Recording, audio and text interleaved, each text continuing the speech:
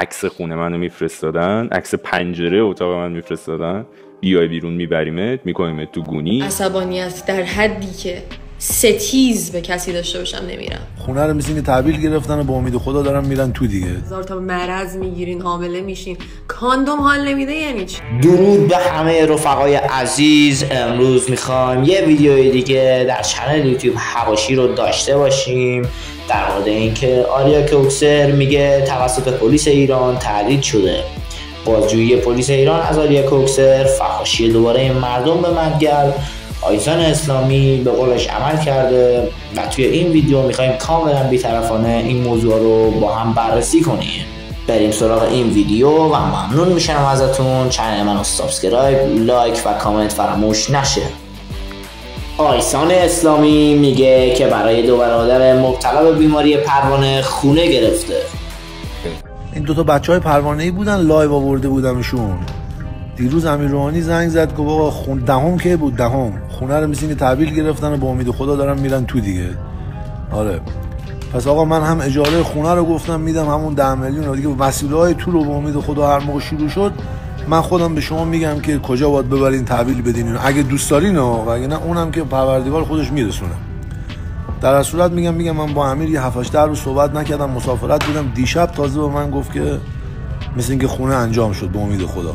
خدا رو 100,000 بار شکر آجی. یه حرفی زدیم و شد به لطف پروردگار. آجی امیر روحانی نباشه من یک دونه حرفایی که میزنم و نمیتونم عملی کنم.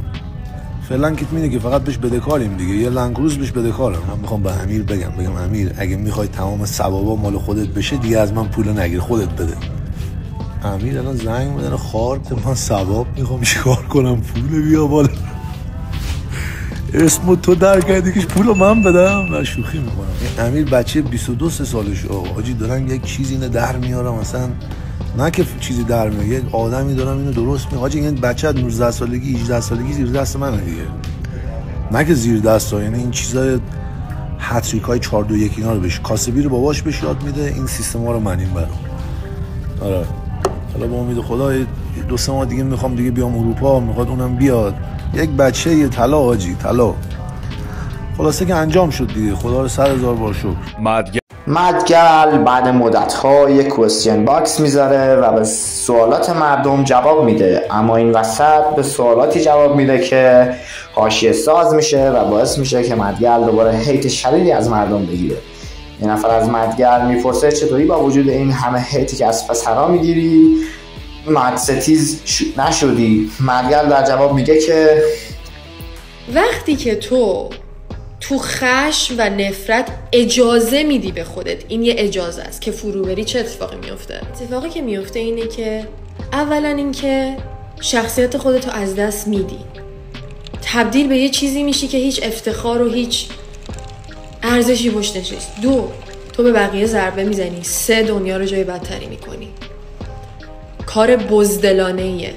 من تو زندگیم نمیخوام بزدل باشم، نمیخوام دنیا جای بدی کنم.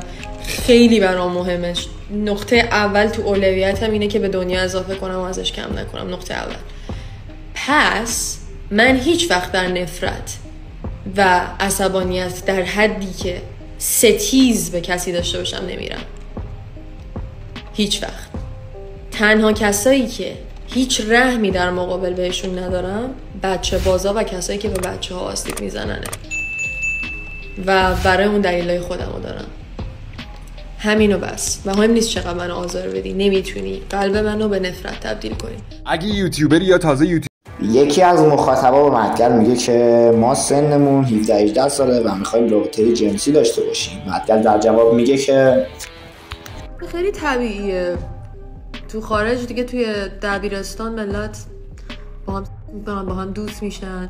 فقط مهم اینه که از کاندوم خواهش میکنم استفاده کنین. تو ایران مثلا انگار کاندوم حال نمیده، اصلا حالیتون نیست بعد کاندوم استفاده کنین، 1000 تا مرض میگیرین، حامله میشین. کاندوم حال نمیده یعنی چی؟ واقعا خستم کردین. کاندوم بذار آقا، هر کار قصدی بکن، کاندوم لعنتیو بذار. این حرفای مدگل خیلی وایرال شد و باعث شد هیت زیادی بگیره. اکثر کسایی هم که هیت دادن این ادعا رو دارن که مدگل داره بیبند و باری رو رواج میده و جوونا رو منحرف میکنه. البته این رو تایید یا تکذیب نمی‌کنیم، ولی خب دوست دارم نظرات شما رو در کامنت بشنوم. آریا کوکسر تو پادکست محمد عمرانی شرکت میکنه و حرفای خیلی مهمی درباره زندگی میزنه که نمیدونستی. آریا وسط پادکست یه چیزی میگه که پشمای همه حتی خود ما هم میریزه. آریا کوکسر میگه زمان اعتراضات مهسا امینی از سمت پلیس ایران تهدیدش کردن. بریم گذاشتم کامل برای پوشش دادن اتفاقات مهسا امینی و همون موقع بود که دایرکتایی برای من می اومد از طرف جمهوری اسلامی، عکس خونه منو میفرستادن، عکس پنجره اتاق من میفرستادن، بیای بیرون میبریمت، میکنیمت تو گونی، میکشیمت، پدرتو در میاریم. تا اینکه اصلا انانیمس شروع کرد هک کردن خبرگزاری فارسو. بولتنه خبرگزاریشون که هک کرد صفحه 47ش بود، خدایا نمیدونم یادم نمیاد، راجع من نوشته بودن، ریپورت من داده بودن به سپاه پاسداران که آریا کوکسر لیدر جوانان مثلا انقلاب در حال این چی میگن خودشون میگن اغتشاشات ایرانه و نمیدونم این باید دستگیر بشون از این حرف.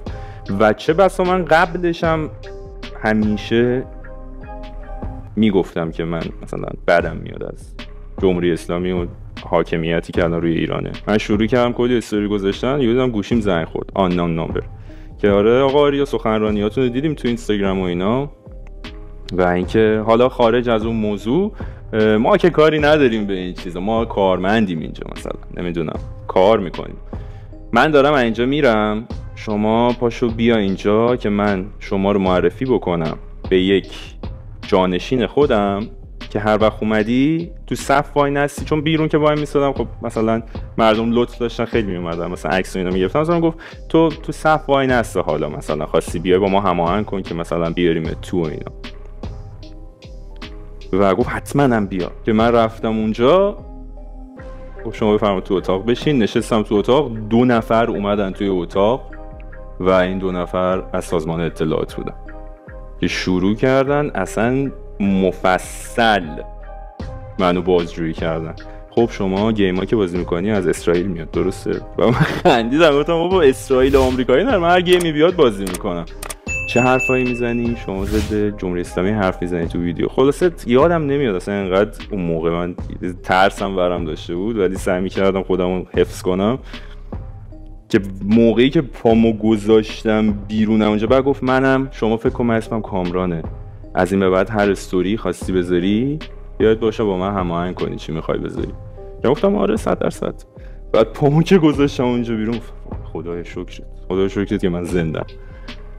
فرداش دوباره استوری گذاشتم برای 3 تا جوونایی که میخواستن اعدام بشن. میگفتم من عمرن پا به تله شما نمیدم، هیچ همکاری با شما ندارم، هیچ کاری منو ول کنید، من کار خودم میکنم. و خیلی هم خوشحالم از اینکه همیشه حرفمو زدم توی اینترنت، با اینکه خب مثلا خیلی هم گفتم بابا چی کار داری ویدیو تو بذار ممکنه طرفداراتو از دست بدی، و مثلا امکان نداره.